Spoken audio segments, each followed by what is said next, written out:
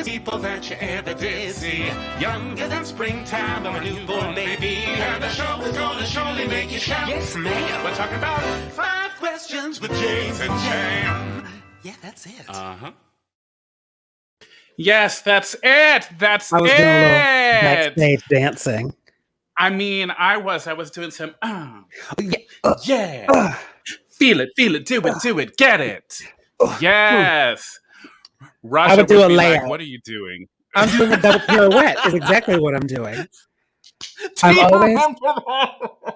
First of all, you all put the fear of death in me because there was the first time Raja came on, I was not there for that particular reading.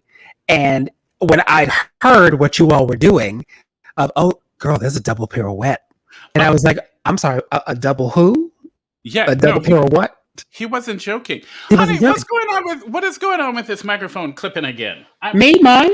Yes. I wonder if I just have everything up to... Oh, you know what? The gain on my microphone was so high. Hold on. How's that doing? Let me turn this monitor up a little bit so I can hear you.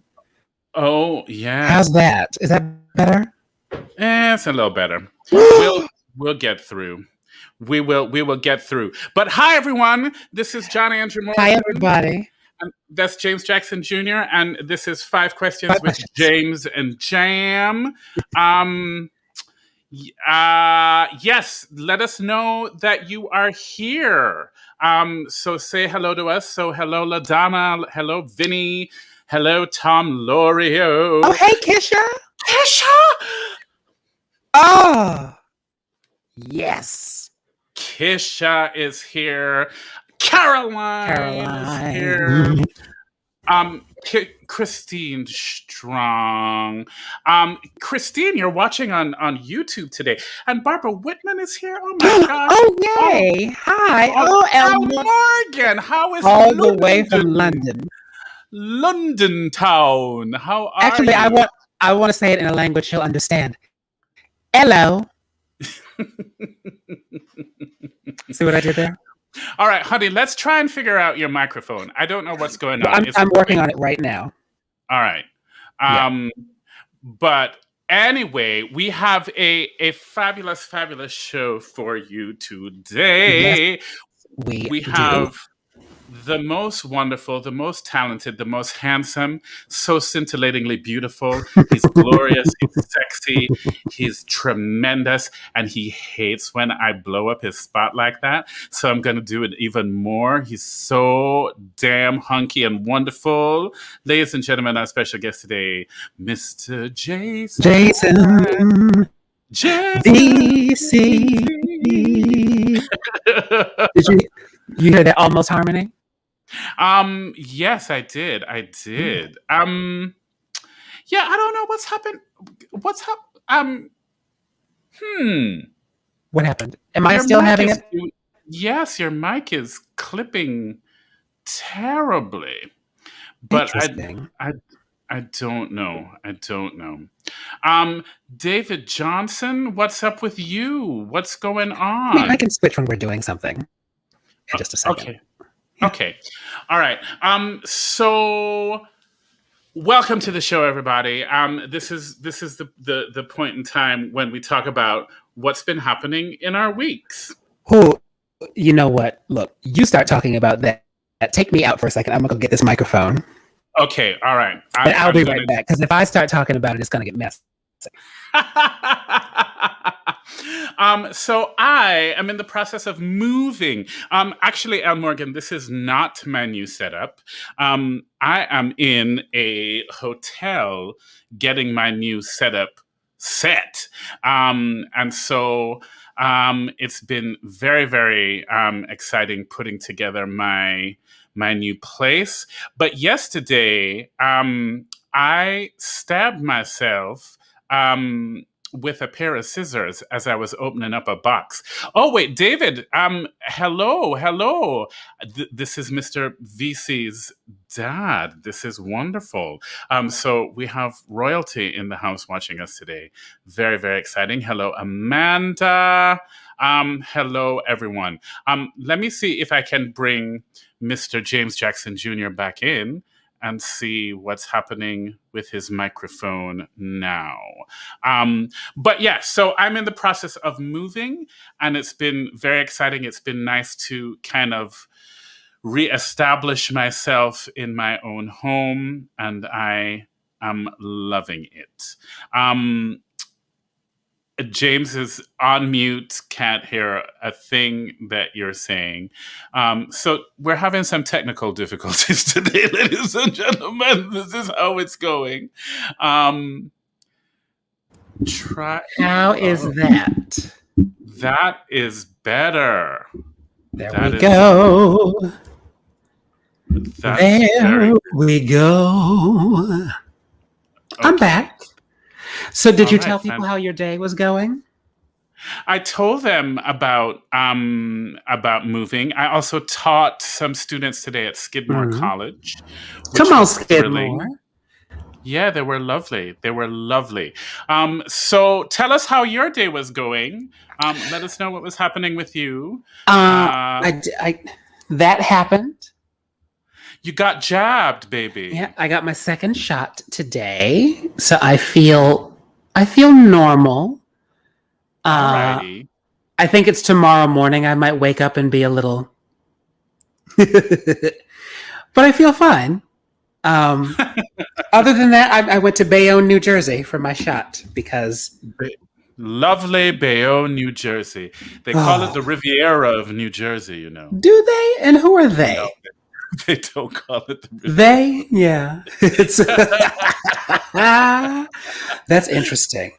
Yeah, but it's been like a weird week. I just feel like there's too much going on. I was talking to Michael Jackson this morning, and we both agree there's just too much going on. Yeah. People need to relax just a touch. People need to slow down. My therapist has reminded me that I should be meditating more. I was doing very well, and I ceased, but I am bringing that back because there's too much going on. There's too much going on. Yeah, it's enough to make you want to leave the business. Sometimes, right? I stabbed the fuck out of myself and stabbed the fuck out of this leg. Well, you're like packing and unpacking and moving and boxes and scissors and knives. I had a pair of scissors and I went whoop right into the meaty part of my calf. Oh, my grandfather's nickname for my grandmother was Meat. He called her Meat. You told me this, and story. She loved it. She loved it. She loved Miss Nellie Ray. Loved it. He would be like, "Meat, come here," and she would just be like, "Ooh, she loved when Thomas Ingram called her Meat." Mm-hmm. Love. It's a thing. Love. Hey, Meat. Meat. That's nice. That's sweet. Do you have? Is it time for our first segment of 3 minutes? Well, yes. I mean, and it's a trifling 3 minutes again. It's not trifling. It's just like it's difficult for us sometimes. Well, I had a 3 minutes plan, but I feel like I'm trying not to be. I feel like there's a lot of ugliness in the world right now, and I would like to not add to the ugly. So my 3 minutes was going to be entitled something very not nice, but I'm working on being nice. Well, so in that case, cry for help, Jam. No, and no stitches. I'm not crying for help. I know. Did you puncture? Did you bleed? I went straight through the pant leg. Oh, I Lord, mean, no. It was for real. There's blood there's still blood on the floor. But oh my. Yeah. But bacitracin ointment is a good thing. Isn't it? So 3 minutes today. Yes. So it's going to be a loose 3 minutes. But the thing that I was thinking about, it feels I just started like, and you all can comment and please help. But I started to think about the fact that I'm reestablishing myself in a new apartment, reestablishing my life in New York. It feels like, the city is in this new rebirth, and we are, and things are reemerging. And so I started thinking about all of these re's. the Ooh. REs of it all, right? Mhm. And how wonderful are the re's? You get to They're scary at first. They're scary at first, but they can be great, right? You Right. get to reinvent yourself Mhm. sometimes. Well, and People I move think, to New York all the time to reinvent yeah, themselves. yeah, yeah. You can reinvigorate your You can career at any time. rediscover things Yes. too. You can also relearn things. I think right now, like this could be a time for idle minds, idle hands, and Yeah. all of that. And that could really be depressing with the year that we've had. So I think it's a great time to work on like relearning some things. Yeah. Like I was talking to, I think we all of us have been talking to kids and teaching a lot. And I know I hear myself talking James, to, turn your yes. game down. I don't know what's happening with your stuff today. How's that? Uh, What just happened over there? okay. We're just going to keep going. I don't know. I don't know what it's doing. It's just clipping. It's like you're coming in and out, clipping. Mhm. But I don't know. I don't know. But yes, we're relearning, and students are. Oh, did you go? What did you say? Okay. But anyway, the re's. This is what I wanted to talk about today. Yes. The re-engaging with people. You know, I bumped into a friend on the way back on the train tonight, and it felt like one of these things like, you know, that used to happen all the time on the subway in New York. You'd run into people, and like she went, "I'm fully vaccinated." I was like, I'm fully vaccinated. She's like, can we hug? And we like reconnected, you know. So I just I'm kind of into all of the re's that are happening, the rebirth. Things are blooming. Things Well, I think are. we are people who are very well versed at having to reinvent ourselves. Yeah. James, can you just check your connection? I have. And I am. Let's see. That I don't know. is interesting. I don't know. But anyway, that's our loose 3 minutes. So I guess if you want to help us out with this 3 minutes today, let us know one of the things that you are reing. Are you reinventing yourself? Are you trying to re-engage in something? Are you trying to relearn something? Are you trying to reconnect?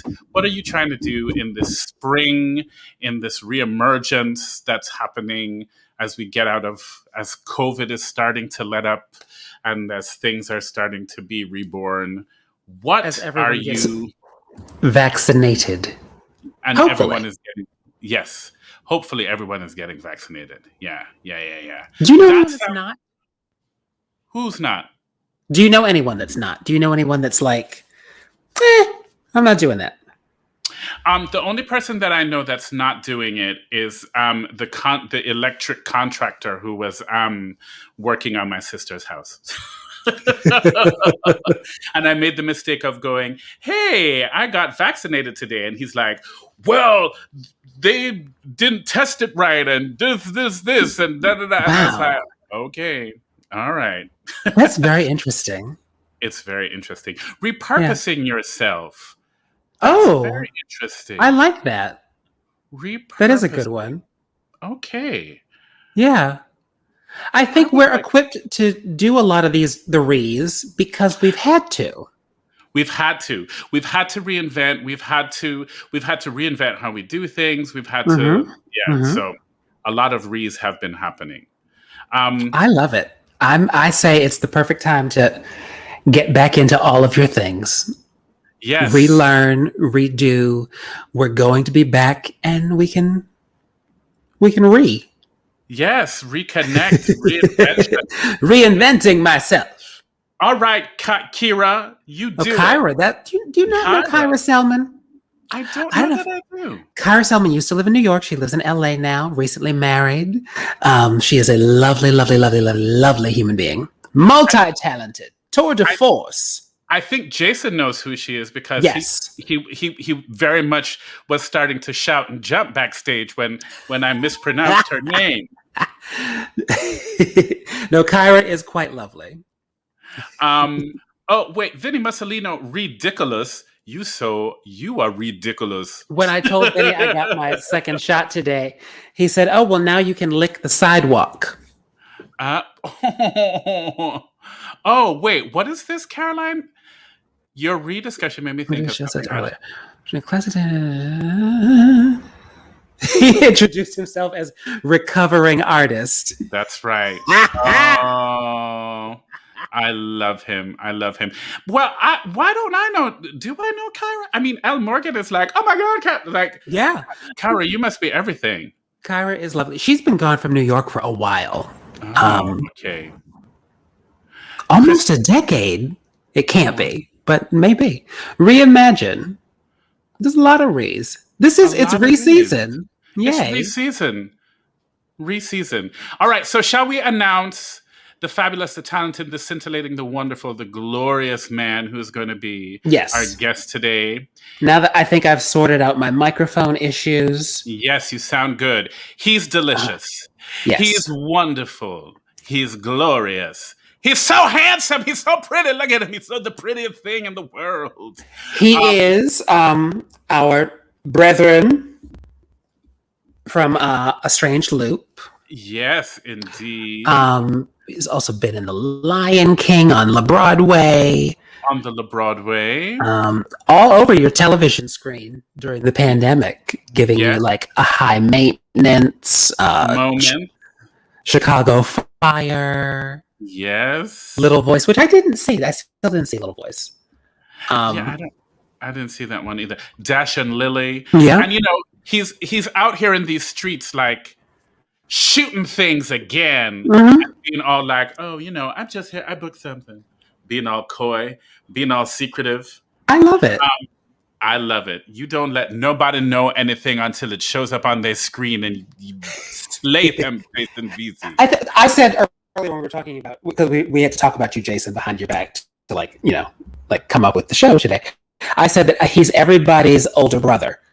It's kind even despite us both being older than you're everybody's older brother in a way. But we'll get into all of that. Stays working. We're telling the kids to stay ready, and Jason just stays working. Yeah. All right, ladies and gentlemen, let's bring him in. Ladies and gentlemen, the wonderful, the fabulous, the scintillating, the glorious, the marvelous Jason Veasey.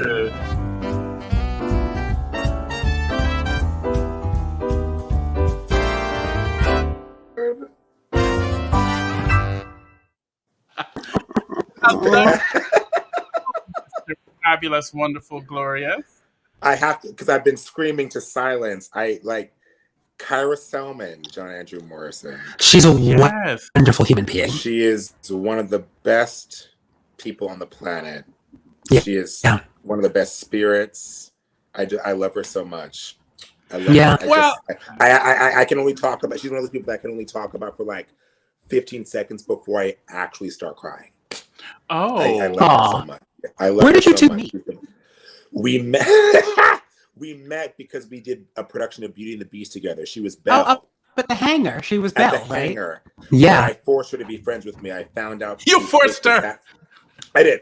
I forced her to be friends with me because I found out I was doing something with Kate Bazakis, and she's like, "Oh, you're doing Beauty and the Beast."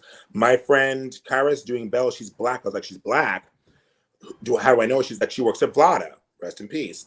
Oh my God, that's right. And so I was working. Where I met her I want to first. say maybe Eatery. Maybe it doesn't matter. I walked in there with a crew of black gays and walked to the bar. I was like, "You're Kyra." She's like, "Yeah." I was like, "You're going to be in Beauty and the Beast with me.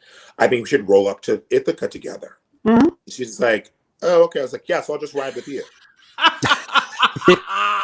It's like, who is this person making plans about my life? I made plans and it happened.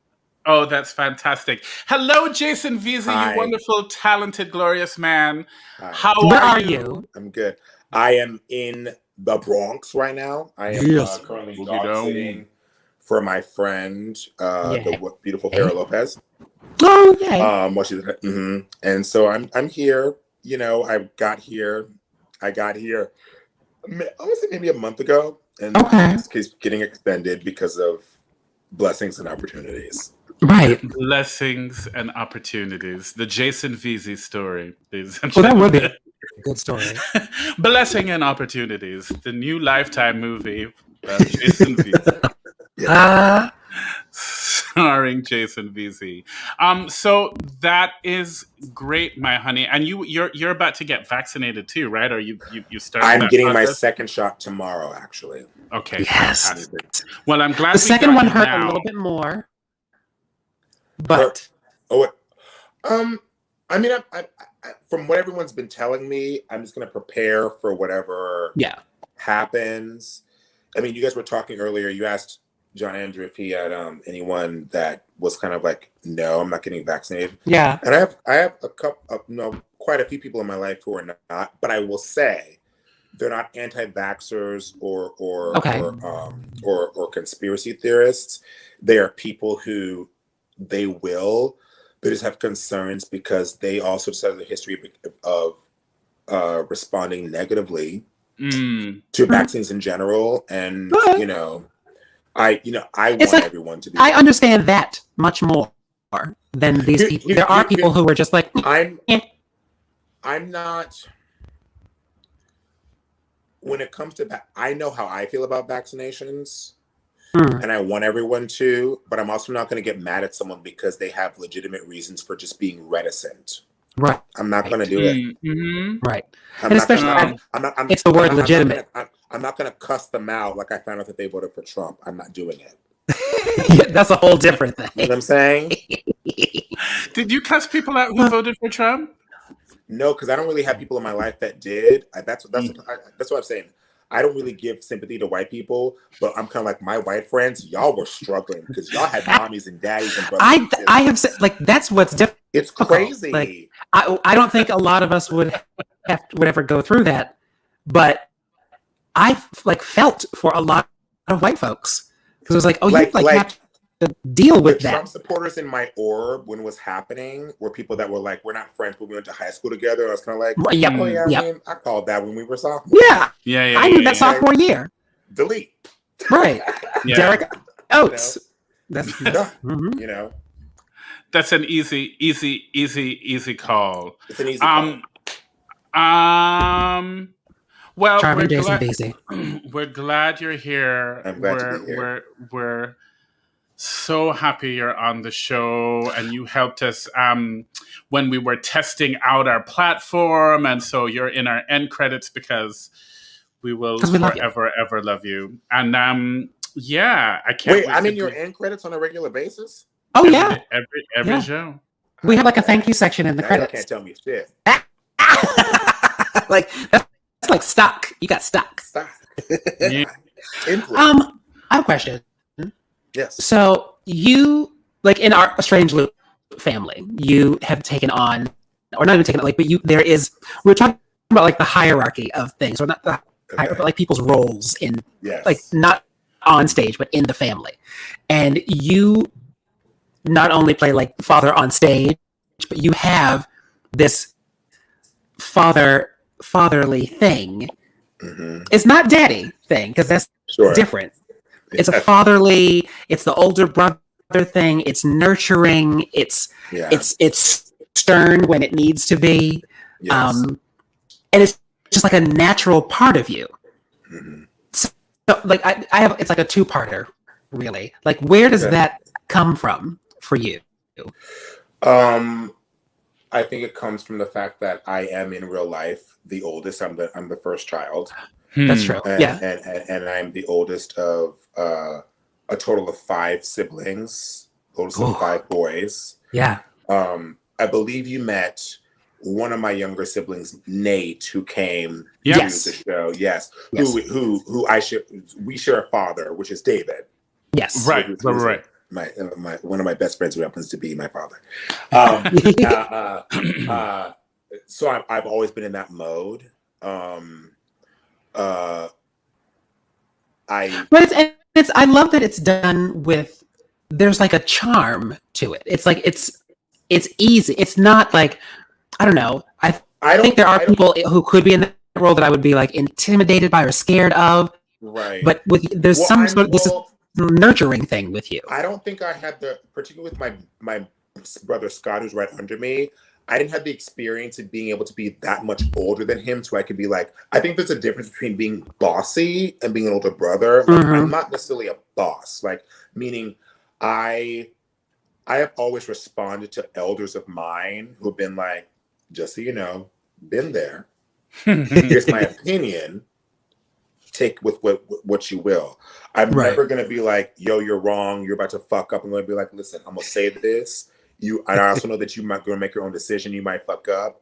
And I also might tell you, I told you so. But that being said, I'm also going to be like, well, now that you've made that choice. So big brother is definitely a energy that I just feel like I was kind of put on the earth to do. Kyra just called you out for being an Aquarius. Aquarius and Libra moon, Libra rising. Oh. Yeah. I don't know what any of that means. Does that I'm Libra across the board. And I was raised by a Libra. Interesting. Vivi is a Libra. Vivian Veasey, my favorite. Yep. I adore Icon. So then, to you, like, what to you is something? Because to me, it's so endearing and it's so like it draws me in. And if you have something to say, I very much want to lean into it. There's a charm with it. So like I'm curious, like, to you, what is charming? Like what or who like charms you? God. What makes you go like, oh? I actually love the idea and concept of charm and people who are charming. I think that if I really think about it, because I've never thought about what makes someone charming, I think that someone who is charming is anyone that has at any point in their life some sort of sense of self about some sort of fraction of their self. They might not fully know who they are, but they know that they do this well, right? And I also think that I didn't have a choice. My mother is charming. My biological father, David Johnson, is charming. And my dad, Donnie Veasey, is charming. Very much so. I think it comes just a natural sensibility, being able to walk in the room and just be like, hey, I'm here. You know, I was also, you were talking about the Rees, right? You know, and I was thinking about that because I never thought about that. And I grew up in the military. We moved around a lot. So I was always readjusting, restarting, reconfiguring, re-entering places. And either you sit back and lay back in the cut and wait for people to come to you, like Scott, my brother, is. He's kind of just like, I'm gonna wait for people to say, yo, I'm so and so. I was the opposite. I was kind of like, I'm Jason. So what? I don't know what that means for y'all, but like, what's the key here? You know. So I've always been able to you know. I see that. Yeah, and I think that when you're someone who can whatever, you can also read a room. And I think that part of being charming is being able to read a room and knowing, okay, this is how I can make this work or make it or work. knowing like if you gotta go, like no, danger, gotta get out of here. Yeah, for sure. So this your dad said Jason comes by that sense of responsibility from the genetics. They're caring, loving people. I also didn't have the luxury of being raised in a family where love was definitely nurtured. Love was there, and it was soft and was beautiful and it was lovely. But love was also kind of just like, because I love you, I'm about to tell you that you ain't shit right now in this motherfucking moment. So like I also grew up being able to take notes. So my problem is, well, that's important. Is that like if I'm letting you have it, that means that I actually care. Because if I don't give a fuck about you, you won't get. This is so true. As we have seen. As we have seen. Yes. As we have seen. as we have seen. All right, so I don't know if you've realized, but the 5 questions have started, Jason. I realize that's gonna be like when you say two-parter.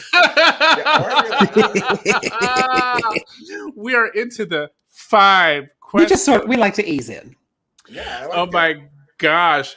So you, my friend, are one cool ass customer. You just smooth. That was my favorite thing that Jam said. Jam writes out these things, and I see them popping up on a Google Drive, like Google Doc, and I'm like, can we please just go back and highlight you are a cool ass customer, because it makes total sense. I was like, that's Jason. That is Jason. Cool ass customer. When you say cool, you mean like, I don't think I'm cool, like even tempered. That's not. No, it's just like no. Well, I'll say this: you are a cool ass customer until you are not, and then you are motherfucking not. But up until and I will definitely go on record and be like, I didn't get that from Vivi. I got that from David. Oh, interesting. Well, okay. He also has things to say about it. Ooh, yeah, Yes, I don't care about you. Yes. I'm not saying shit. But you are a cool ass customer. But it always is so much fun for me to see how giddy you get and like the swag that comes over you when 90s R&B comes on. And so I want to know, I love when you get giddy, like those moments when you get giddy. And so like, what are those things that get you giddy? You know, whether what's the art or the theater or the food that like you, that turns you, because there's this little kid in you. Yes. I was like, I don't even know if he sees it. But all of a sudden, this little boy just pops out. It's like, oh, 90s R&B. What just happened to like, hey, I'm Jason Veasey. I'm cool. You know. You know, I'm an easy day. I'll say that. That's a lovely thing to say. What gets me giddy, I love. And then there's always like a level, like giddy can easily turn into like tears for me. So forgive me if it happens because I'm a fucking crier. No. The first thing that comes to mind is I love people that I think are talented and special. I love seeing people do something that I just either aspire to do or can't do. I love people who have gifts. That makes me giddy. I love specificity of talent. You know, I would be, it might sound corny, but I just, you know, one of my favorite things about being a part of the Strange Truth family is that like, I was able to watch you all and do what you do best. Even if you didn't know what you were doing was a gem, you know? I love being able to watch James just be able to read the fucking phone book and be like, I'm captivated. I love watching John Andrew do a fucking one act in one number. and here's the thing. Once I get into a run, if I don't have to be backstage early, I'm going to show up right before it has to happen. Right. I utilized John Andrew's performance of periodically every day to walk on. Right. I love watching people do something that I can't do. I love watching people shine. I love watching other people recognize and be like, I also like being trendy and ahead of the curve. So I love being like, I do. I love hey, Gavin. like, be like, oh, I didn't know about James Jackson. I'm like, you didn't know about James Jackson? Really? Where have you been? You didn't know? That's how he too was funny. raised. You know what I'm saying? So like, that makes me giddy. Theater in general, or the concept of theater, or what theater can be, makes me giddy. Friendship makes me giddy. Yeah. Because I, you know, speaking of Rees, I always had to forage for that. Yeah. My niece Giza makes me giddy. She's adorable. Oh. Utterly adorable. I can't stand it. She's just so pretty. She's the best, dude. She's the best. Yeah. She's the best. And like watching my brother like go on this journey of being a father, like just makes me just like over the fucking moon. Yeah. And then everything else that makes me giddy, I don't think it's appropriate for me to speak about. That's for the midnight show. Right. That's the after hours. There's this like. Oh wait, let's see. Your dad is coming in with all the things. The boys put nice in the 90s music. Wait, hold on a second though. But 90s R&B. 90s R&B makes me giddy, and I'll tell you why. Because like I love music in general, but like there's something about, I don't consider myself a sentimental person, but when I think about music, like when I think about my life, I have a really good memory, so I can be like, oh no, this song came out in 1994 because I was living here. Boom, boom, boom. Oh, boom, boom. right. But the sound of 90s R&B, particularly the early 90s, which means the new Jack Swing era. Yep. Was this congruence I feel like I grew up in a musical era that was comparable to what it must have been like growing up in the Motown era. It was literally a new shift in the art form of R&B. There was a full shift. Yeah, right. That's true.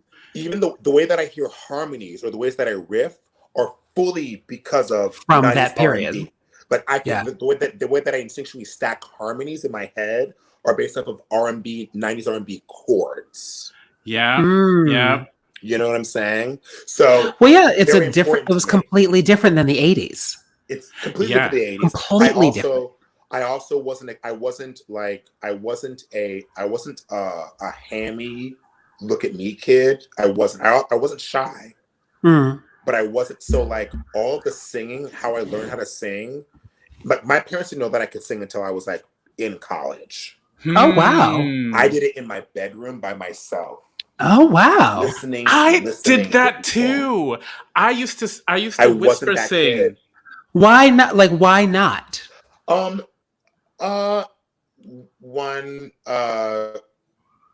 Jamaican. So like, when we go out in public, you keep it together. Yeah. Okay. We were also good kids. We were well-mannered kids. But right. For me, because I wasn't in a family of singers or whatever, I just was self-conscious about it. And so I was kind of like, I'm just gonna do it by myself. Like it was my secret. There is this my dad told me the story where like when I was like 9 or 10, they were going to put me in therapy because on a number of occasions they would walk by my bedroom and they would see me looking in the mirror and crying, and they thought something's wrong with this motherfucker.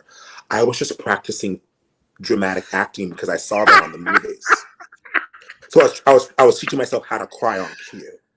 You know what I'm saying? And look how it's paying off in your career now. But I wasn't giving you like, I wasn't like a dainty June. I wasn't like a look at me. Like if they said sing that song, I'd been like, no, I'm not singing that song. I'm not doing that. No. Interesting. All right, so here are some comments. Gavin Taylor says, "I'm dead." Oh my God! The chords, the vowels. Come on, you Jack Swing. I was just schooling my students about that today in class. It's a thing.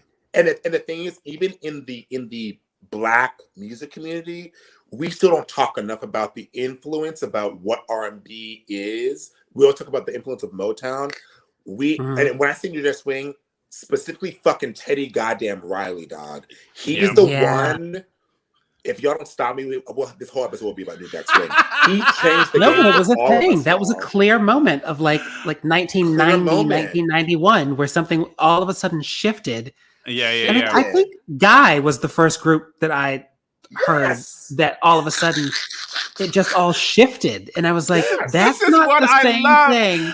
Look at Jason Veasey just getting all excited about 90s R&B. It's the best.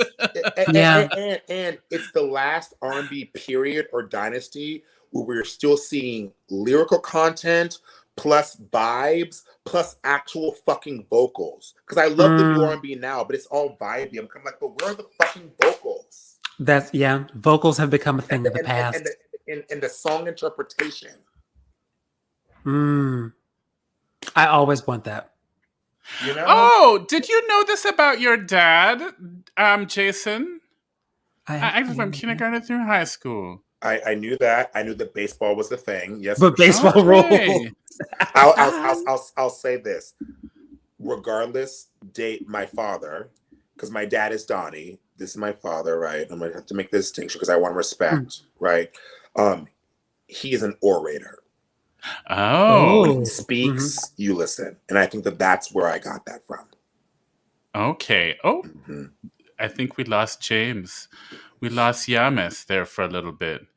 Oh, wow. I'm so grateful. Troy, Anthony, how are you doing? Oh, Troy. Troy's doing all the things. I'm so grateful that my mom loved me enough to give me a New Jack Swing music education. And LaDonna is saying, I instructed them to go look up Teddy Riley and Babyface discography immediately after class. It's true. And You can't sit here and love Jasmine Sullivan's Let It Burn and not know After Seven's Ready or Not. You can't do that. Yeah. It's essential. I don't know what else to tell you. It's true. I don't know what happened to James. Okay. But he will get back, I am sure. So we had, he's not telling you all that my oration skills fit my preaching style. I'm loving your father. Yeah. Okay. So yes, I am going to ask this question, even though James really wanted to ask this question. Okay. But I'll start it this way.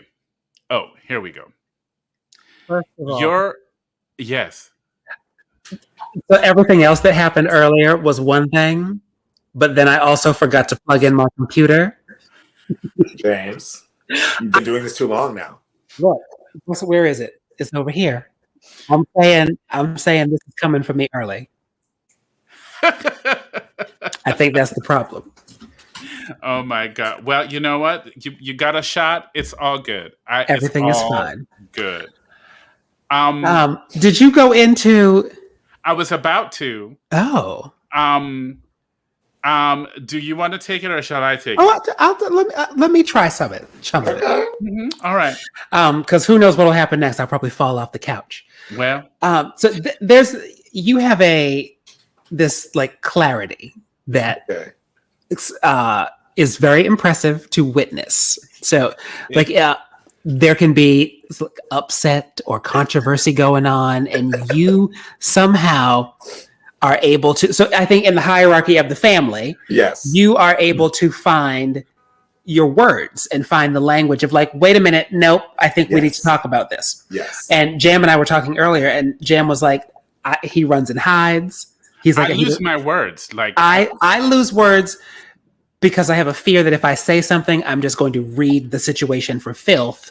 Yes. So I need to go away and maybe write something down and gather your thoughts. Yes. Yes. But you are able to, like, right in the heat of the moment, say, this is not right, or this, or even you are just able to get your words together in the moment and with a very clear, of just a clarity that is so wonderful and gorgeous to watch. And the most recent example that I saw was all of this "we see you" nonsense pie chart mess that happened. And I have had so many feelings about it myself since the birth of whatever that thing is. Yeah. But to watch, and I've had these feelings, but haven't had the words because I felt that if I said the words, I wouldn't say them right or whatever. Sure. But you, in the exact moment that the worst of things were happening, immediately went to clarity. And I'm fascinated by that. And so it's not even really a question about like "we see you" in particular. Right. It's just it's a question about like, where do you get that from? Where, like, how do you do that? Because I think I know. we don't know how to deal with that. I think Say it again. I think I know. Yeah. So growing up, honestly, I was not like, I also wasn't this kid. Like I have an injustice problem. Like injustice really just drives me nuts. I do see that in you. And so that's one factor of it. But growing up until the age of like 12 or 13, I really wasn't this trumpet, right? Yeah. I had to teach myself how to stand up and be like, no. I was the kid who was, you know, getting fucked with because I was scared to just stand up for myself for fear of whatever, right? So I trained myself to do that. Meaning, you see me being like clarity in the moment, right? So for me, if I don't say what I feel in the moment, and I do think quickly. If I don't see what I feel in the moment, if I spend time thinking about it, I risk backtracking and not expressing how I feel. Me also too, because I have found, and this is all about balance. I'm now working on the finesse of that and being like, okay, I'm trying to keep it at a 5 and not go to a 10. But that's age. That's nothing but age. That's age. But I've also found in my life, in my experience, whenever I have tried the calm communicating, I want to bring something to you, I'm not taken seriously. People only listen to me. Take volume out of it. Right. But whenever I report something saying, "Hey, I feel this happen and I feel this way," as opposed to me being like, "Hold on one second, I see what's going on here. Before we move forward, this is what's not going to motherfucking happen going forward." Right. I need you to believe that I say I feel this way. I'm expressing myself, and you don't have to do anything with that except know that if it happens again, communication verbally is not going to happen again. It's going to be physical. Right. You're like, I've given you the warning. The warning. But it doesn't have to be about. If I don't do it that way in my experience, you'll never hear it again because I'll trick myself out of it. So right. That I've learned how to be like, this is my initial emotional response, and this is the best way for you to hear it from me. So like when I made that post about that bullshit that happened to you, it was literally, I woke up, picked up my phone, saw the pie chart and said, absolutely not. Let me go on Instagram right now because I can't, because since we don't know who they are, I can't text anybody. So I guess I have to take it to the streets. Yeah. I so deeply applaud that because I have a history of, I know now that I have to go away and to the woodshed and come up with the words. Because you'll have someone jumping off the George Washington Bridge. If I say it, I will Julia Sugar Baker you into the ground immediately. And that doesn't always serve the situation. So I know that about myself. My mother's like that. My mother was like that too. Like, if I will finish you. It's for everyone's safety. Yeah. Right. And then I lose my words, and then when it fully comes out, it's terrifying for everyone. Like it's. I do think that part of me being able to hold my words is also being this child to be like, no, like I wonder. We can debate. I can. Right. I had an example that I had in my head because I'm relating everything to like this family that we all have. And I don't have siblings, so I really do I spend so much time thinking about us as a family. And I remember moving the wall or conversations around moving the wall in a strange loop when in rehearsal and it was not working, or not even trying it, but just conversations around, we need you all to move these walls, and how all of us handled it immediately fit all of our personalities. I was like, over it. You were over it immediately, and when it didn't work, I'm like, I'm not doing this. We're not doing it. I said, if this goes to Broadway, I want automation. Oh yes. This is a problem. I went off stage and I had to. I said, Jason just walked off the stage. I went backstage. I sent an email because that's what I had. I was like, I can't go up to anybody and say anything, so I'm gonna just send it a nice email. Oh my God! Let me tell you. There's a move that has to happen during Boundaries, right? Yeah, and it was me and John Michael, right? Oh, yeah, you guys were stage right. You were the two. No, we were just the two moving that entire unit together, and something happened where it got caught on the tracks or whatever, and I didn't even whisper. I said, I stopped, and I saw John Michael trying to keep going. I said, John Michael, give up. We're done. We're done. Go. No, we're not IATSE.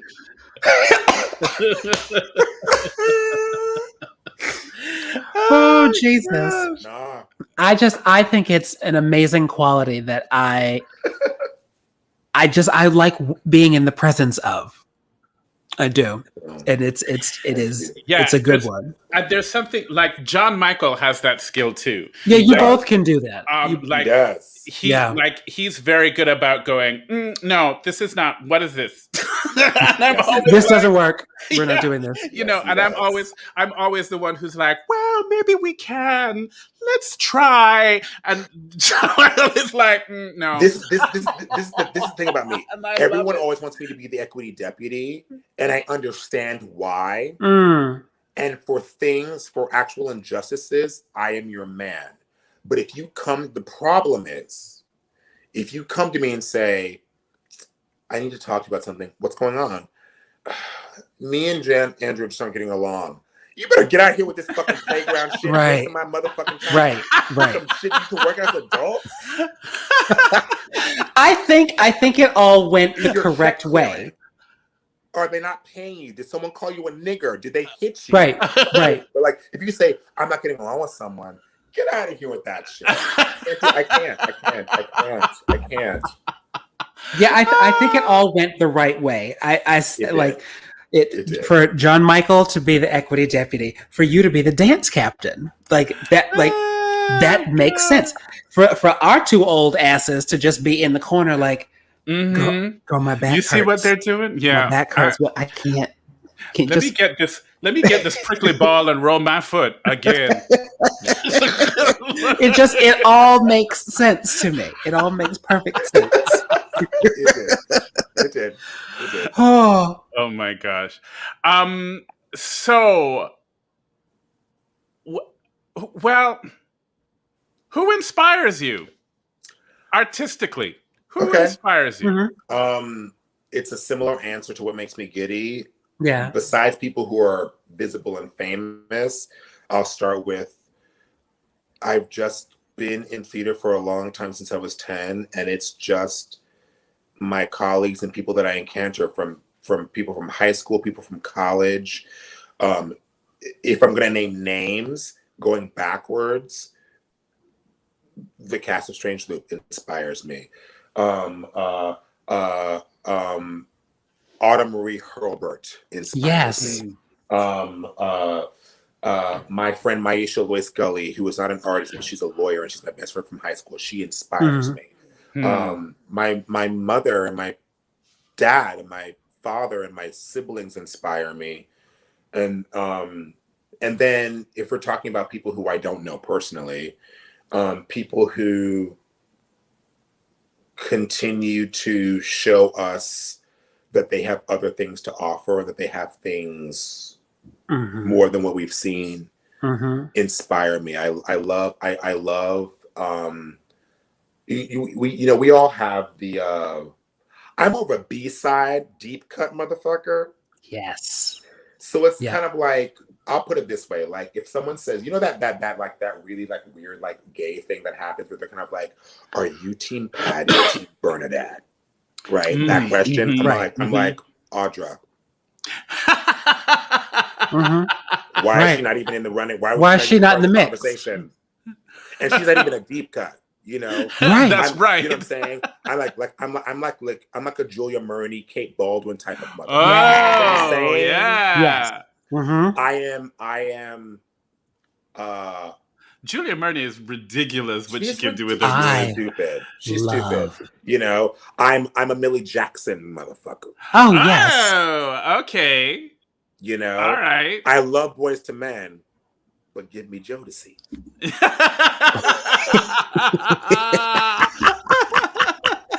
Interesting. Just over here, just like over here. Which, if you think about it, our show is comprised of people who are just over here. You know what I'm saying? It's just true. Yeah. You know, that's what inspires me. I think people who I do love a star turn. I do love a star performance. I do love learning about someone and being like, I didn't know about you and now I'm here. That inspires me. Aside from the 90s R&B, I was also blessed to grow up in a time of television and film where there was constantly variations of Blackness around me. The singular, most inspirational piece of art and group of people in my life is In Living Color. My favorite actor of all time, hands down, it will always be David fucking Alan Grier. He is my number one. Yeah. Like that entire situation was the most formative, informative, and educational thing that I was ever able to do. Also, right around that same time as in this shift in music. The exact same time. It was a really important time. Yeah. The exact same time. You know, it's you know, those things like that people know about and people like love, you know, like singular perform. Like, for example, let's take A Different World, right? Love A Different World. So over pandemic, I gave myself a goal. I was going to watch the entire series and just focus on one actor and their character development. So I'm now on my 6th viewing in the past year. Okay. Of watching A Different World. So right now I'm focusing Have you ever gone through and just watched Gavin Taylor Pickens? First of all, every time that I see that episode, I post about it on Instagram. You can ask her right now. Every time the wedding episode happens, I say, that's Gavin Taylor Pickens. When I first met Gavin Taylor Pickens, I remember being like, you look like that little girl who was the flower girl. No, sir. And she goes, that was me. Oh, my God. Nonchalantly. So who have you watched in that? Like, so I started. LaDonna Brent is like, wait, hold up. What? LaDonna didn't know that? Come on, flower girl. Gavin Taylor Pickens is the flower girl at Whitley's wedding. The wedding. At the episode of all episodes, right? Yeah. So I started with Whitley, then went to Dwayne, then went to Freddie, then went to Ron, which is my most that was the most fascinating experience watching what Ron did. We don't talk about Ron. That's true. And then went to Dawn Lewis. Oh, and now I'm in the middle of Charmaine, who plays Kimberly. Yes. Okay. Oh, that's a really interesting way to. I haven't gone back and watched that show. It's brilliant. And watching them coming to their own, watching when the writers start writing for them, how they solidified what their characters were. Yeah. Oh, that's a good one. Oh, I like that. Yeah. Well, that was a wonderful. I'm so glad. I was like, I don't know about this question, but I'm glad we asked it. And I will end that with, when it comes to theater, I was blessed to be raised with parents or a mother specifically who's kind of just like, I don't care what you like, but whatever you like, you can get the Black version first. So like when it came to theater, I was always aware of the contributions of our elders and ancestors and what we did in the theater. So when I got to college, they couldn't tell me shit about what we did. I already knew. Yep. I already knew. Yep. That's my mother did the same thing. I love that. Kara has some things to say about Ron. Ron had a full turn. He did. Yes, he really did. And I'm a firm believer that Tempest Bledsoe had something to do with that. I'm just saying. They still together. They're still together. Also, too, Ron is the only character on that show, even more, that has had a situation or a plot line with every lead female. He had a situation with Whitney, then Kim, then Freddie. Yeah. That's Jason, true. Law and Order's coming goodbye on. to your father. I love it. Oh my God, I love that. That is too good. Here's something. Is there a Hamlet in your back pocket? Like, and here's what that means. Like, Okay. so you are born and bred in the theater. You have been doing literally all of the TV work because, like, yay, this is like, that's amazing. But And look at you. You pretty. You TV ready. You pretty. You TV pretty. But what is the dream for you? Like, is it film? Is it TV? Is it the theater? Like, what have you even defined it? Like, what is Yeah, the for thing? sure. Theater will always be the dream. Yep. Lived, realized, deferred, whatever. Mhm. It will always be my goal. I'll say this. I always knew from a young age, or at least when I got to college, that I would hit a stride later on in life. Right. I always knew that. Mm-hmm. I always knew. I never focused on TV and film because I just feel like I just knew that it would kind of come naturally.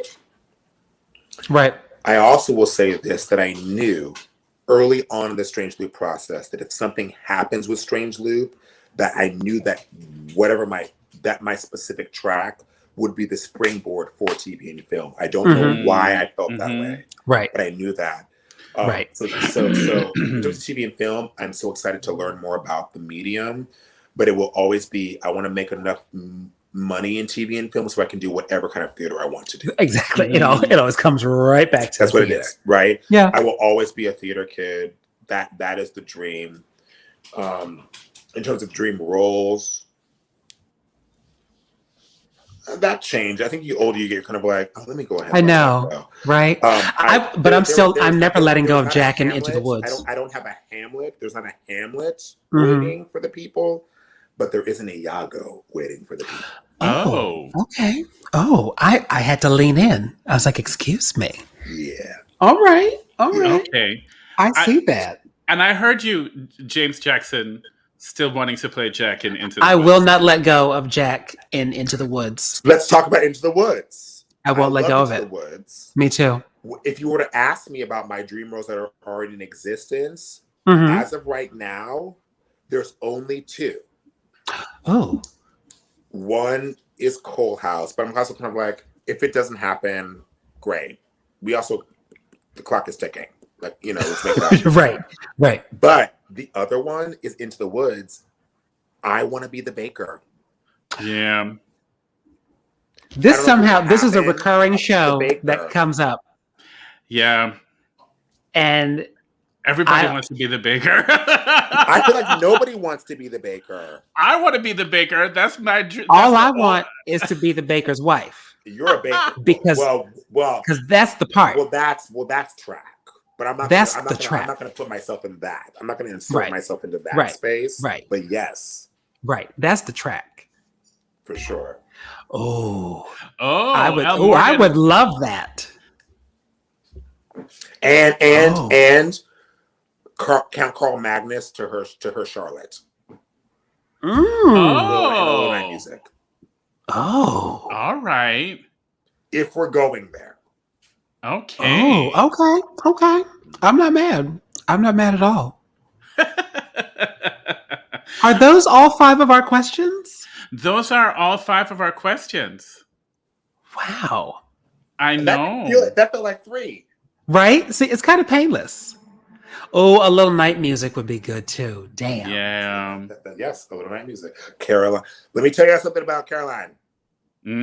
Tell the people. She's been faithful, and we always show her love on here. But let me tell you something about what she did at that institution. I know. Was unreal. Unreal. I don't know how magic happen. Yeah. It's one thing to be like, when you realize that you're in a show that is now like coveted, it happens really fast, right? And she's been through multiple shows like that. Yeah. There was not one time where I came to Caroline and said, hey, I need some help. Where she would do her damnedest to make it happen. And she always made it happen. Whether it was me not doing my job with the information or just making it work. Caroline is. If your friends didn't know if it was sold out, I can't help you. She made magic happen at the last minute. Yeah, she did. An Don't let me cry. We love you, Caroline. Wonderful, we love you. Wonderful human being. That to me makes me giddy. Like also seeing other people do their job. Watching someone kick ass like that. Non-performative theater. Yeah. Right. Yeah. Oh God, I love that. Troy Anthony has some opinions. No more revivals. Support new. Obviously. Obviously. Always. Deb Taylor. I wanted to play Madame Armfell because it's in my key, and it's in my key. Oh, that's a good one. I that wheelchair as well. That's a good. Well, that's how Jam and I want to do our Roxy and Velma. In wheelchairs. We want to do it at the old folks' home. We want to do in rep where we trade off Roxy and Velma, but the gag is we do the whole show seated. And we just have people dance around us. Here's the thing. Chicago works best with a seasoned bitch. You know what I'm saying? Thank you. Did you see Deuce? Remember the play Deuce? Remember the play Deuce with Angela Lansbury and Marion Saldiz? Yes. It was about a tennis match that two old women were watching. It was Edward Albee. Yes. I lived my entire life just watching these two old women sitting, going. I lived my entire life. That one thing, Jason Veasey, like, for example, I love a challenge. Obviously, we should all stretch ourselves. But give me a princess track. I will always playing Rooster and Annie. I don't come into the end of the first act, have the best number, and then I can leave. Yeah. Right. I tell you. If I was a woman, Wicked, fuck Linda and Nessa Rose. Nessa Rose. And she's in a chair. Being pushed. She doesn't even operate herself. That's right. It's God. True. It's so true. A princess track is really, It's the best. It is great. That's the truth. David Staller, you want to play Madame Armfell too? I love it. It is the track. That's true. We have a fun game that we like to play. Oh, right. Yes. Yes. Okay. This is Quick five. So it's called a quick five. Yeah, but it's really going to be like a medium 5, It's quick entitled. I'm gonna quick. It might be quicker than you're used to. Oh, okay, all right. So do you want to start, Jam? Sure, I'll start. Okay. Toni Collette. She returns to Broadway in what musicale? Mame. Possibly the best answer we've had. Good. Mame. Obviously. Oh, yeah. That is a good one. She's Audra McDonald dream role. I'm gonna have to take my time with this one, but it's very clear and distinct. Right? No. Yeah. I'm gonna tell you what it is, and I'm gonna give you an example of what it should be. It hasn't been written yet, but it needs to happen. Okay. I think that our queen, I want the one connective tissue that she does in her roles. Again, I'm speaking like I know her. I don't know her. But she brought us cookies. She did. She plays roles, and I think she loves playing roles that no matter what they do, we're going to root for her and we're going to like her. I want her to play a fucking bitch. Yeah. Oh. Which means, yeah. If I had my druthers, there's been all these rumblings about this Death Becomes Her musical, and they announced that Kristen Chenoweth was going to be playing Madeline, right? The Meryl Streep role. No, we've seen that with Kristen. Kristen needs to be playing Helen. Audra McDonald needs to be playing Madeline. That would be great. 2 dueling legit sopranos, and I want Audra to be the one, the bitch. Yeah, that's what I want for Audra. Oh, I would love that. That would be good. I want vanity. I want glamour. I want her stepping into and eating up the scenery. I want it to be like, I'm playing this role because I've won 6 Tonys. I want see you next Tuesday. I want fashion. I want you don't like me regardless of what you do. I want comedy. I want we're scared of you. Yeah, and she could She give could all do of it. that. She can Of do course all she of can. it. It's Yeah. Audra. Oh, that would be so good. That's a Yes. good one. That's a That's good what I one, want. Jason. That's Oh, good. yeah. All right, Jason Veasey. Mandy Patinkin. Yes, no, or No. maybe.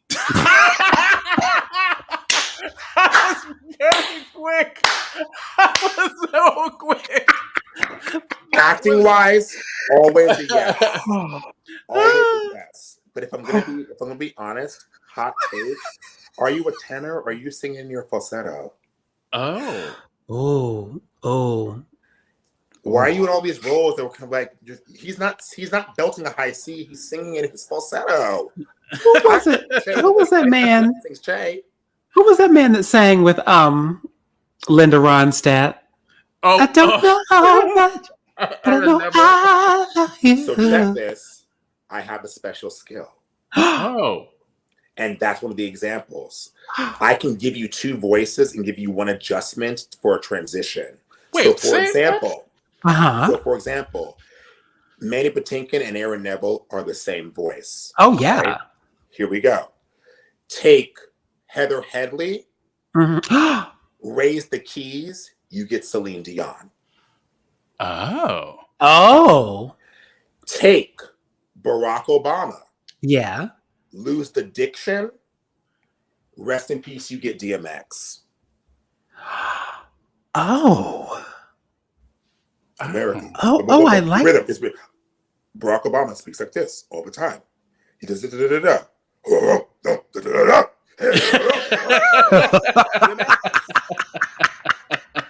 Oh, I never thought about that. Aaron Neville and Mandy Patinkin are the same thing. Mandy Patinkin is just legit. Right. So I'll take him in The Princess Bride, but I don't need to hear a whole album of Mandy Patinkin. So it's a no for me. Right. Okay. I'm fine with it. All right. Your cell phone goes off during a Patti LuPone performance. Where do you hide? It goes off, or do I answer it? That's up to you. The phone rings. Patti is on stage. Singing. What do you do? I honestly, I feel like I'm copping out. It depends on how Patti responds. If Patti responds and does what she did, when she walked by someone and picks up their phone, we're gonna have a motherfucking problem. We're gonna talk. Yeah. Like, I made a mistake. My phone rings. I would most likely turn it off. But if Patti starts berating me and breaking character, we're gonna be at crossroads. Right. Oh, Jesus. Oh, now, my God. Our fifth one is a new one. Yes, he doesn't hide. He doesn't hide.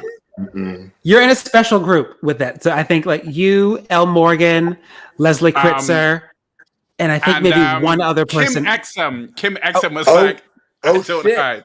Yeah. So here's the thing. That is, again, I think it's about what Patti does. If Patti tries to embarrass me, it's not gonna be no, honey, I'll walk out feeling confident, bold, fresh, face, and free.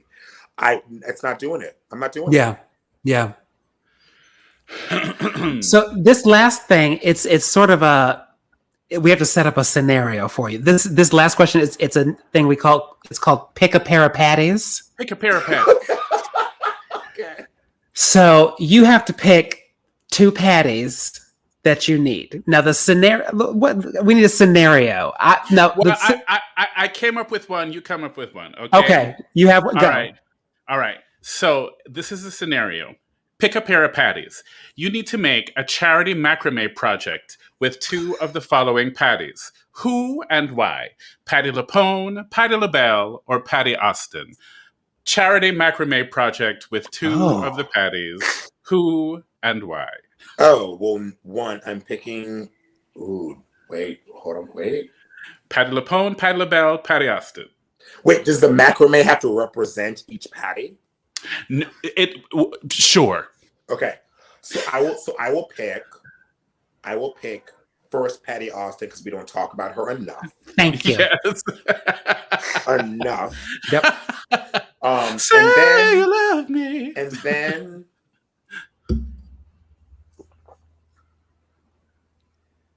it has to be one of the other two Patties. There can't be Yes. another Patty. Yeah, Patty LaPone, Patty LaBelle. Patty LaBelle. Yeah. Oh, But if I had my druthers, it would either be Sandy Patty or Patty Duke. Sandy Ooh. Patty and Ooh. Patty Duke. We need to add them to the. They're on the Patty. list. That's it. They're on the list. If we're going to be 100. Mine is, so you're invited to a barbecue, Okay. and there are people at the barbecue who you know have been invited that they'd like to fight. So you might, I'm not saying you're going to get into a fight, but somebody might throw a light elbow. Something might happen. But you also have to bring a plate of food. Okay. So pick a pair of patties. So in that case, But no, the patties change. the patties change for me. The patties that you have. Because when it comes to the food, I'm automatically going to pick Patty LaBelle because we know she can throw it out in the kitchen. Obviously. But But if we talk about a fight, I'm going to make the assumption that it's either like, who do you want on your side if there's a fight going down, or who's going to be the one causing the fight? or I say get you someone who can do both. I'm going to pick LaBelle. I was going to offer up Patty LaBelle, Patty LaPone, and Patricia Yearwood.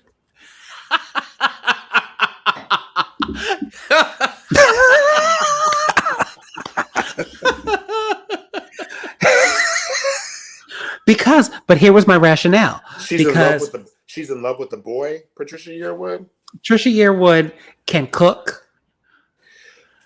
Wait, is that the one who may end up marrying Garth Brooks? Yes. The second wife? And she has that cooking show that Yes. but like it's a country cooking show? Yes. So she can cook is one. Patty LaBelle can also cook, but I feel like Patty's not going to fight. She's not going to fight. Right. Patty LaPone can't cook, but she's going to fight.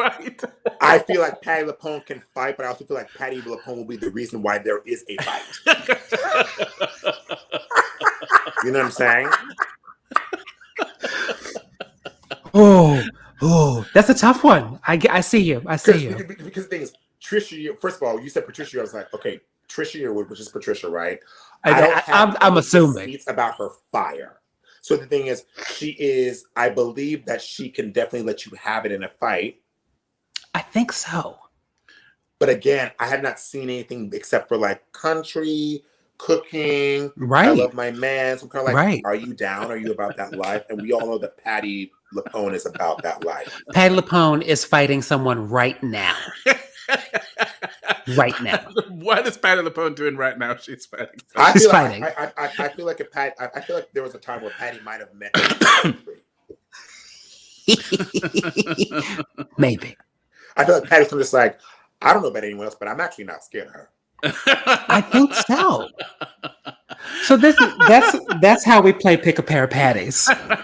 I like that. That's a good Pick a Pair of Patties is kind of fun. I like that. That's a beautiful game. It's just about finding the... And what I have found when we've been practicing it, LaPone rarely wins. It's true. It's true. There's always a valid reason to just not have LaPone.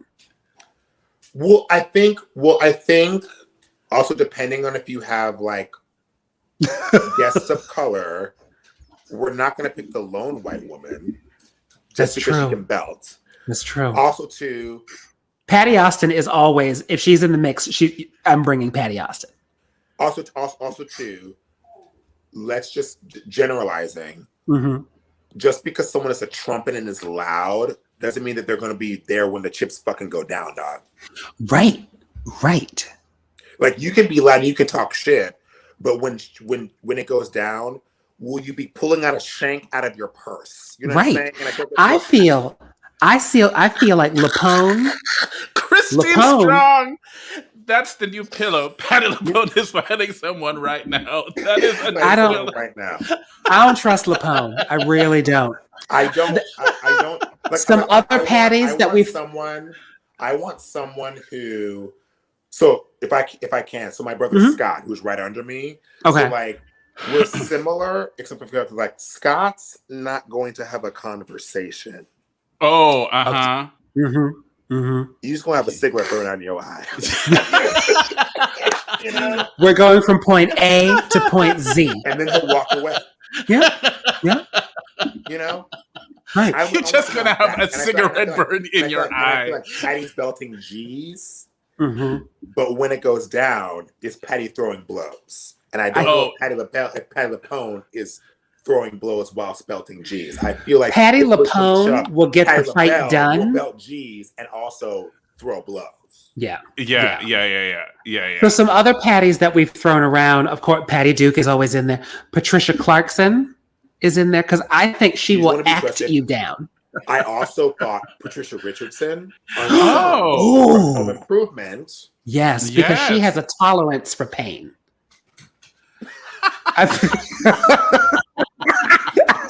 From dealing with Tim. From dealing with Tim Allen. That's a big tolerance. Mm-hmm. Okay. There's a whole lot Patty Hearst is in there if you need somebody to just bring a machine gun. We can't trust Patty Hearst. She's going to flip on us. That is true. Oh, that's true. Also, if Patty Arquette. If they go by Trish, we can't trust them. Oh.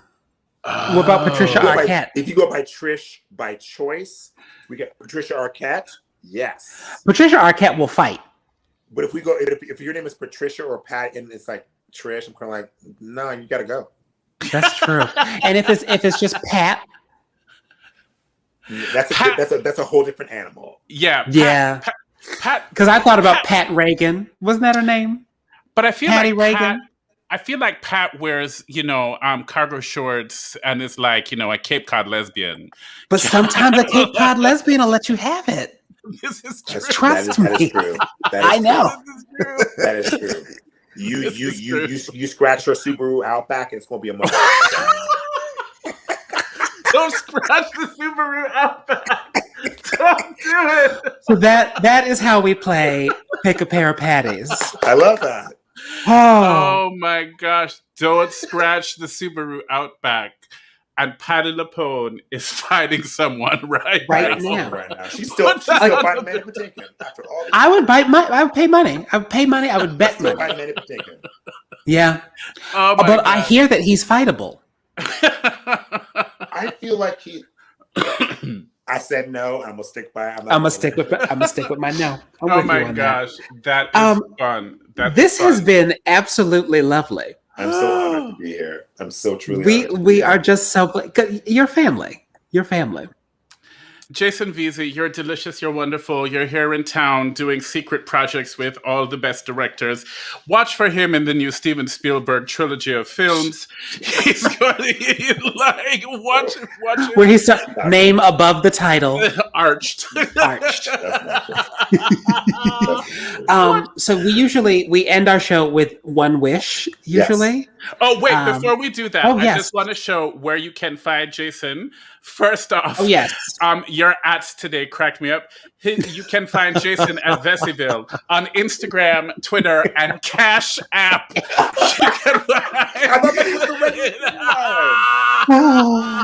don't need that, but I thought that's what everyone did. They was kind of like, and Cash App. I was kind of like, I guess. Yes. Veaseyville. Don't cash at me, y'all. Don't cash at me. I love it. Cash at a black woman instead. Don't cash at me. Yes, that's true. Don't do that. You can find him on Cash App. We do one wish for the people each week, because genies give you 3 wishes, and I don't like genies. So I don't trust them. I don't trust him. You live in a lamp. You live in a lamp. When in any world has a slave told the master what to do? Thank you. And not in harem pants. Not in harem pants. You don't. And from a lamp. What? And then say you have 3 wishes, but you can't wish for this. If I have 3 wishes, there shouldn't be no distinction. Right. And why didn't you use a wish to get your fat ass out the lamp? So you're using me. You're manipulating me to you're using me. Your fucking freedom, and that's a problem. And that's why I'm not watching Bewitched anymore. I said it. I said, was she the one in the lamp? No, that was the other one. Mm-hmm. That was I Dream of Jeannie. They're her, that one. Mm-hmm. Yeah. They're all the same. Jam, do you have a wish for the people this week? Yes.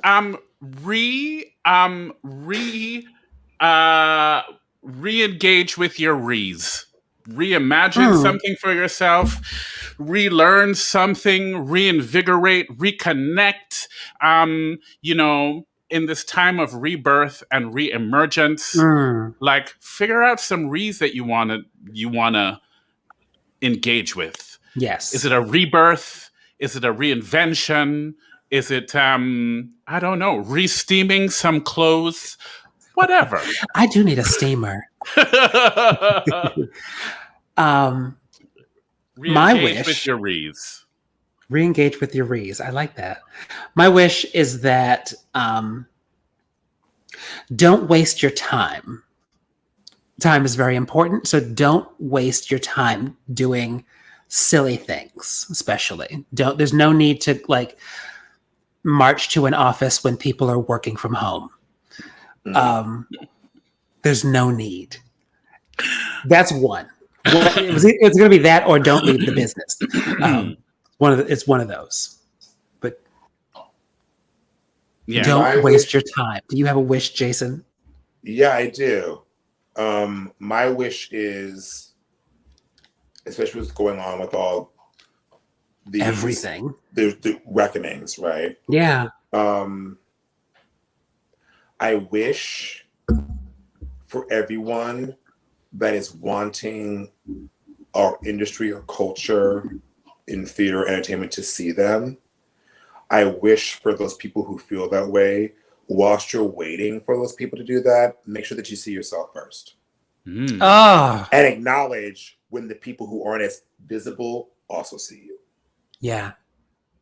Who aren't as visible also see when you. They see who you. Aren't because that's yes. Because honestly, we are literally 3 receipts of someone or a group of people seeing us, and boom. So while you're waiting for white American theater to see you, which is valid, sure. Do you see yourself first? Are you waiting for someone to tell that? Are you waiting for someone to tell you that you're fierce, or do you know that you're fierce and you're waiting for someone to catch up? Those are differences. Yeah. And if someone who is not a Tony winner doesn't think that you're fierce, but they thinks that you're fierce, that's also really fucking cool too. Yeah. That's my wish. That's really key. It is. I think I know, like the 3 of us I know have been working a lot, and a lot of people on here too have been like working a lot with kids and like teaching and giving back to the young theater artists. And that's something that to the chillins, but that's something that I love seeing in them. Right. That like that's the reason. I mean, at the end of the day, when you guys ask me who inspired me, I only named 3 people that I don't know. Everyone else is people that like I know. And that to me is more important. So I it's okay to look at yourself and be like, you know what, I am fine. I am fierce and talented. I just want them to catch up as opposed to being like, I want them to tell me that I'm fierce and I'm fine. Right. That's not the move, dog. That's not the move. Yeah. The kids today, they were asking questions like, should I want to do everything, and or should I try and do everything? And I was like, do you want to do everything? Like you should practice some discernment. Like it's okay to not do everything. And here's my thing: if you want, you can do whatever you want to do. That does not mean that because you do something, you'll get the result that's desired in the time frame. Yeah. It's like I just told the story to one of the children.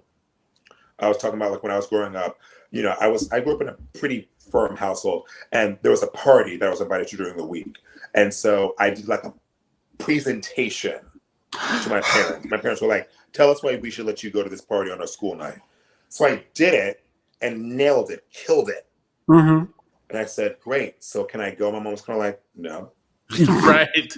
And I go, but you asked me to say the gift. He goes, oh no, baby, the gift was us letting you express yourself. Oh, you stated your case, but you still can't go. It's a Wednesday.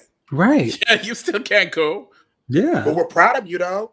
Yeah. Yeah. Way to go. Way to go. But no, your ass is going to be in this house. Oh, I love But I that. did what I wanted to do. Yeah. I stated my case, So you can do all these things, but that comes with being patient or Yeah. having to wait a little bit longer for this to pop off while this, like, you're not going to walk up again and be like, I am the most successful producer, actor, director, writer, choreographer. Right. Like you can wear as many hats as you want, but at the end of the day, you can only wear one hat at a time. Right. But I think what's been happening, especially over the last year, a lot of people have been hat shopping. Because Amazon had a sale on hats. And people have been sitting at home. They had a sale on hats. But I will say this generation, because of the digital age, they are more equipped and more adept at expanding their. I will say, like young, like 16-year-olds are like expanding their potential in terms of all disciplines, and I like that. Yeah, I do. Like that, it's these like these 34-year-olds that I weep for. It's like when someone says, "I want to be an EGOT." That's awesome. That can totally happen. But if you say, "I'm 27 and I'm not an EGOT," I'm gonna be like, "Well, right, what?" Right. Yeah. Well, you're not an EGOT because you're 27. You ain't got nothing. Right. You ain't got nothing. No. You ain't even a you. Just you ain't even a EGOT. Just get the E first. You're not even a EGOT. You're not even a EGOT. Fuck the EGOT because you got nothing. Right. And if you'd have Googled something, you would have been like, Siri would have been like, you're not going to be an EGOT before you're 40. Siri would have been like, oh. Boo-boo. No, boo. Boo-boo. No, boo. All right, anyway. So Jason Veasey, this is where we can find you on these are your ads. Over at the Veaseyville. On the Instagram, the Twitter, and the Cash App, y'all. And I love it. On the Cash App. You don't have no jelly beans today, do you? I look, the doctor told me to stop eating sugar. So I had a hamburger and French fries for dinner, and I didn't put not one drop of sugar on it. So I don't have any jelly beans to do my drum roll. I'm gonna clank my rings together for a drum roll. All right, ladies and gentlemen. Next week's guest. Next week's guest is gonna be Joe Iconis and Lauren Marcus. There's that couple. I love them so. Joe Iconis and Lauren Marcus. I do. So we're very, very excited that they're going to be with us next week. Do you have anything to say to our next week's guests? I do. I was waiting for a track to potentially perform for the song called Kevin, written by Joe Iconis, that Joe had said he was going to do for me. And I'm still waiting. I will. We'll pass along a message. See him next week. You have been called out, Joe Iconis. We will pass along a message. Our first couple. Did I send him a reminder? No, but that's not the point. Oh my gosh, we got you. So funny. David Starler, come and visit with us next week. Yes. It was so lovely to have you, and thank you everyone for engaging with us. And Al Morgan, aren't you tired? It's late. I know. What time is it in London? What time is y'all? Oh, this is true. But still, what time is it in London right now, Al Morgan? And so exciting that you're in London about to do this very exciting thing. You can find us. This is our at 5QJNJ, hashtag 5QJNJ. Yeah. So go harass us in places. It's 3:30 a.m. 3:30 in the morning. Ooh. David Starler says, I'll be wearing several hats. Please do. Oh, I should get a hat. I'm gonna get a hat. Wait, what? Patti LuPone is fighting someone right now. We really need to start a merchandise store. We need merch. We need merch. The pillows. There are all of these pillows that we need to do. But the goal should be to have Patti on this damn show and ask her the same question that you've asked all of us. What would Patti LuPone do? Yeah. If she was in the audience and her phone rang? and Like, Patty on I'm stage tried to cuss her out. that happened to me one time. I would be terrified to ask Patty LuPone that question, but secretly thrilled to ask Patty LuPone that question. I brought my phone on stage one time during Aida. I was doing Aida at the Bucks County Playhouse. Oh, Jesus, and I had my phone in my pocket. Natalie Renee Perkins was playing Aida, and I was playing Were you her in that father. production? Oh, yes. I was playing her father. What's his this? I can't even think of the one that's in the jail. What's his name? Anise, Amansaro? Amanasro. Yes. That wait, the bass track? He don't sing. Oh wait, no, he might have a line. He might have a line to sing. But knowing me, I probably sang it up 2 octaves. And then walked off stage. But I had my phone in my pocket. Oh, and that son of a bitch rang. Oh, I fell out. I said, look, I'm in 2 scenes. Y'all gonna have to deal with me. Oh my gosh. I love you so much. Jason Veasey, you're delicious, you're wonderful, you're scintillating, you're glorious. And we love you. We love I'm so proud of you. Thank you. We're proud of you. Like it's lovely to see you. I was saying to Michael, I spoke to Michael this morning and I was like, I just want to be in the room with the following people. And the only names I named were ours. You know what's so funny too? Y'all sit here and talk about being like the elders of the cast. And I feel like I was the bridge. This is true. I would say that. I would say that.